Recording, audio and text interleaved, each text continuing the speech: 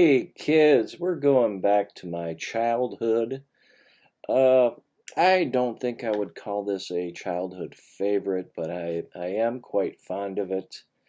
Uh, it's one of two Bigfoot movies that I saw in the 70s. I think I saw this with friends, probably got dropped off at the movie theater.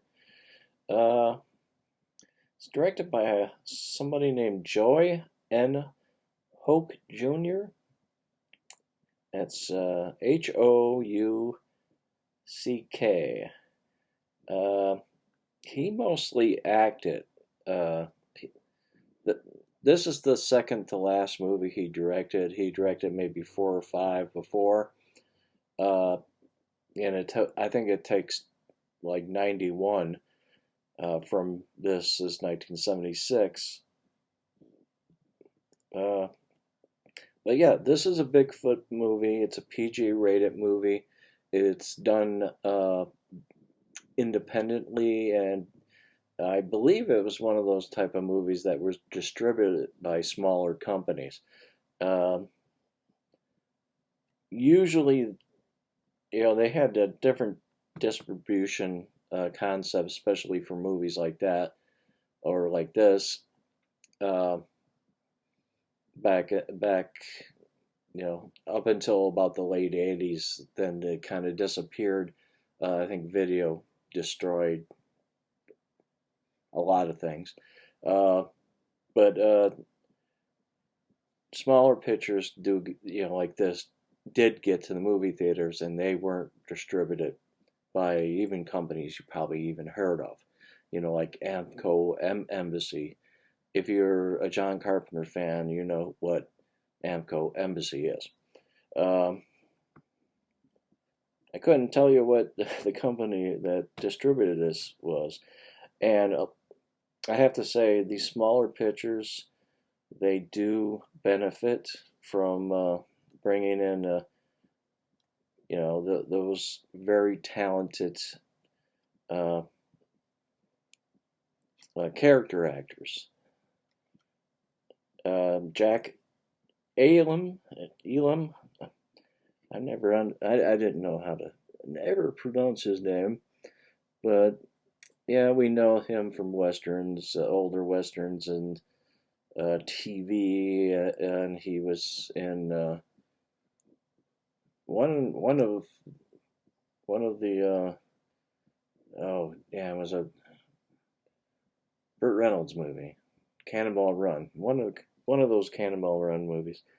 Um, and Dub Taylor, yeah, another character actor on the level of Jack Galen. Um,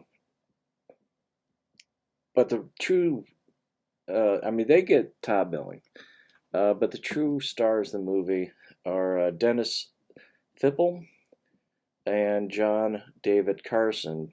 John David Carson was I remember him mostly as the one of the leads in Empire of the Ants. Uh, he had done several other things. Of course, the older gentlemen, we wouldn't expect them to be alive, but both Dennis Fipple, John David Carson, as well as the director, they're not old enough to be dead, and they're all dead. Like at the early 2000s. I don't know. Maybe they were. Well, actually, it was different years, but it was. I mean, way too close together, and they were way too young to die. But what this movie is, just it.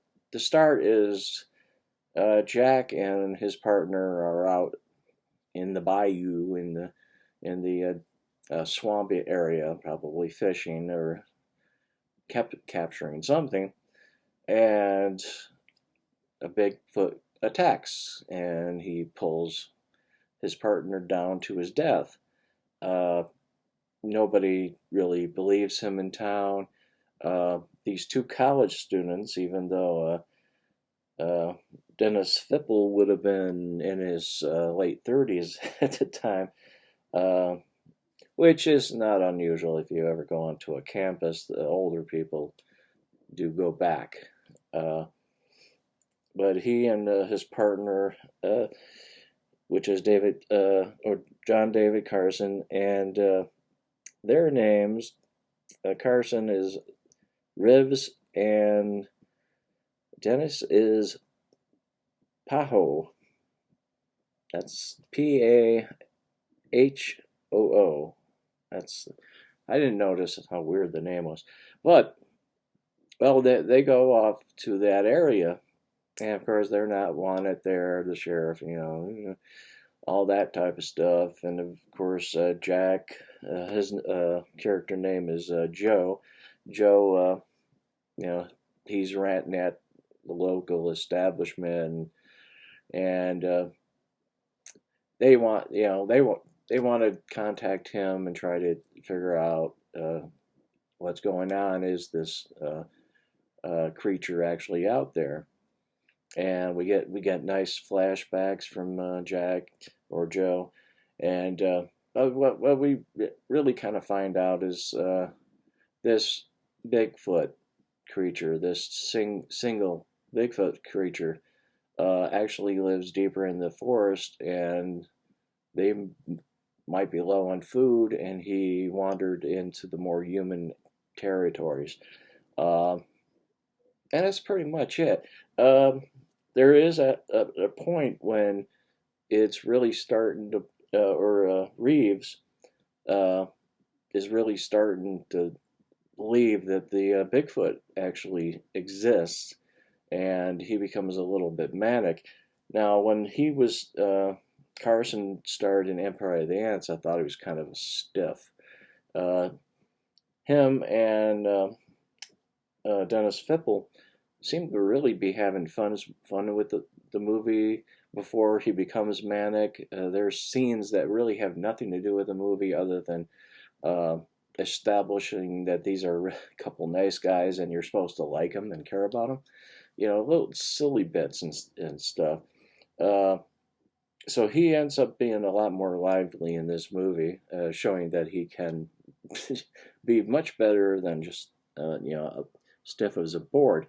Uh, but that elevates the or propels the narrative along when he does become manic. And as for the Bigfoot, I haven't seen this movie in probably 40 years. Uh, I saw it in the movie theater when it came out, and maybe once or twice on TV. Uh, Quite often, we'll forget the name of the movie, Creature from the Black Lake. Uh, but yeah, the memory of the Bigfoot is better than what is on display. Not the best suit, not the best acting of it. I mean, he's like you know weird kind of movements, like "ooh, I'm the Bigfoot" type of stuff. There's a semi-clear shot of the face, and it's not really that impressive. However, he's less on screen uh, than anything else. I mean, a lot of this is the charm of the two characters, the mystery of the situation, and yeah, there is a Bigfoot. We know that from the beginning when Joe's partner is pulled underneath the water. Is it scary? Not really. I think this is a very good family friendly movie. It's rated PG. Uh, can't remember if there's swearing, but when it was on TV, I'm pretty sure that every frame stayed unless they cut it for time. It's really not an offensive movie. Uh, if they're swearing, they would have cut that out, and that would have been it. Well, that's a little peek in my '70s childhood. Uh, a nice little movie. I found it again uh, streaming on Amazon, so it's available on that platform. Not sure about anything else. I haven't looked into it, but that's where I watched it.